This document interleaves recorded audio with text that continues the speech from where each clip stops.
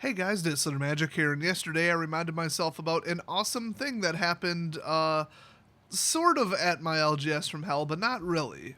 Well, it'll make sense in a second. Definitely gonna keep this short because, well, one, I only have one story, and two, I spent almost all day outside, and Mother Nature is a terrible person, and if I see her, I am gonna kick her in the face. I mean, if it's like 55 cloudy and windy, and there's no pollen or ragweed or mold, I'll go outside. Anything else, and I'm gonna hop on Skyrim and, quote, go outside in Skyrim. So I need to take a shower, but first, back in the day, one of the smaller local gaming stores, I think they held at least pre-releases, if not F&M. I'm not even sure how the WPN program worked back then.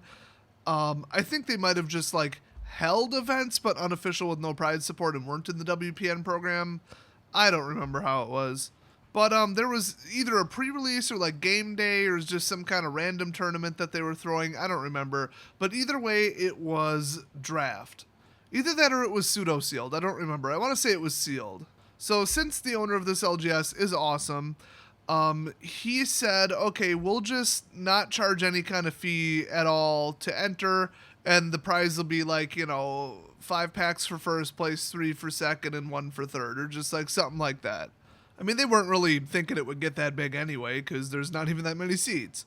So a bunch of try-hard net-decking douchebags who think that they're just God's gift to MTG, you know that personality, I've outlined it more than a couple times, they showed up, and they always play at my old LGS from hell, okay? So that's where they always play, and they always net deck, they always have to win, and they're such elitist people, they won't even, like, talk to new people, they just hang out with themselves and just think they're better than everybody else. So they showed up, and I heard about this secondhand, I wasn't there, but they showed up to the other LGS, just out of nowhere. They'd maybe been there a couple times to buy cards if the other place was out, but it's not like they hung around there. So they just heard that there's a prize tournament. They're like, oh, we could just go in and win. Cool. So what people like that tended to do is they would save all of their prize packs and then trade the actual packs from like F&M for cards that they needed because, you know the exact price of a pack. It's like $3.99 or whatever. So if you got a $4 card you want, you just trade a pack for it. Then you don't have to worry about sorting anything, and I guess they just get all their commons and uncommons online, which is deeply inefficient. So they show up to this sealed or draft event or whatever it was, and they brought all their own packs. So they got into some big argument about, oh, but we have these packs, and they got the packs for free as, prize support for F&M. So they're like, yeah, we're entering the tournament that costs nothing and has prizes, but we brought our own packs. And the owner goes, yeah, no, the whole point is you have to buy the packs. And they said, well, we don't want to. We have our own packs. We don't need them. And then he's like, well, fine, then give me $5 to enter. Oh, but you said it was free. And they got into this big thing. And after like 10 minutes of whining and complaining and arguing, he just kicked him out.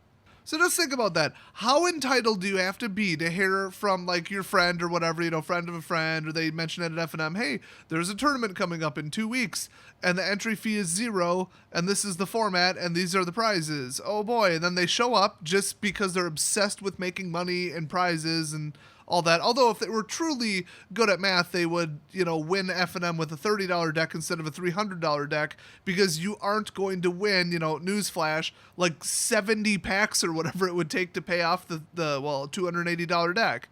You're just not going to win 70 packs. It's not going to happen. Now, if you won 15 packs and you have a $30 deck, there you go. You got something now. You just actually made a profit. If it's all about money for you, all about prizes, all about winning because you think you're the best player ever, just don't net deck. I mean, obviously it is about money with these people because they constantly complain about the price of standard, the price of singles, the price of their decks. I'm just sitting there thinking, then learn how to build a damn deck that wins by yourself. Like, what the hell? Why do you think I keep winning? So then you show up and then argue with the owner about how you should get to play for free and get free prizes when it's not even a WPN event in all likelihood. What the hell goes through somebody's head that they wouldn't show up and be like, oh, okay, you don't want us to use our own. I mean, you're not obviously making much on the packs, but that's how you fund the prize support. I get it. We'll buy the packs. Okay. I just cannot believe that they would sit there and argue about it until they got kicked out Except I totally do. Now here's the thing. The owner, it was so long ago, this was like probably 6 years ago, but he couldn't really describe them. He just said, well, it's the people who've been playing forever. They're usually like the net decker types. None of them were judges, so that rules out a couple people. But I am very sure I know who it is. I mean, it's a group that would totally do this, and they attended every single week, every single F&M, the entire time that I played at my old LGS from hell. Thankfully, they haven't followed me to my new LGS, because if they walk in the door, honestly, I'm going to throw a chair. I can't stand these people. I mean, there's people that I'm like, okay, they're net decking dick and they're unfriendly, whatever, that's them. And then there's people where, like, we've gotten into it before. If they walk in the door, they're going to get hurt. I just cannot tolerate people like that, and I'm pretty sure that's who it was that tried to pull this crap. So, if you have a similar story, I'd love to hear it down in the comments section, because I'm sure somebody's pulled something equally stupid at some of your LGSs. Or if you have a funny story, like somebody tried to enter the Golden Retriever into a pre-release just so that they could get 2 pre-release packs, and then their Golden Retriever actually won the whole event. Just kidding. No way. They obviously dropped. You know, signed the dog up for a DCI number and everything. Why the hell not? Speaking of that, from what I heard, the exact same group tried to do this. I don't remember if it was at the smaller LGS I was talking about or my LGS from hell, but I do know that they did it. And like I said, I'm 99% sure this is the same group of people.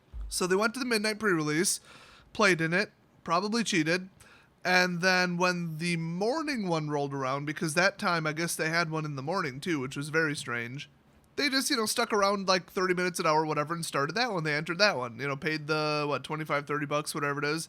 And they were like, okay, cool, we're all set to go, and we're dropping before even round 1. They're just dropping. They just wanted the cards. I guess it was like a really hot set. I think it was actually BFZ, if I remember correctly. It might not have been, though.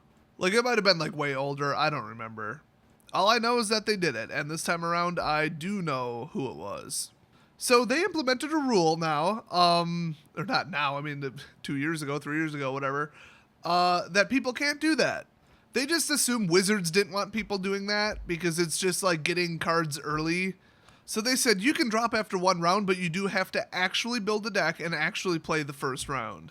So after that, nobody did it, obviously. Now this is kind of surprising because this is my old LGS from hell. They don't do rules and policy changes and any of that. They just let anything fly. Cheaters, deck stackers, anything. They don't give a crap. So yeah, I mean, disruptive, obnoxious, stupid people trying to bend the rules and go against what the LGS owners want. Typical. That was the typical type of person that went to my old LGS from hell. So, remember I said at the end of the last one that I'd be looking for stories from my friends about their best stories from the old LGS from hell, because I'm out of stories. Sorry, I didn't exactly get very far on this. This is pretty much as far as I got. But look for more in the future, so definitely hit that subscribe button if you don't want to miss it, and I will see you guys next video.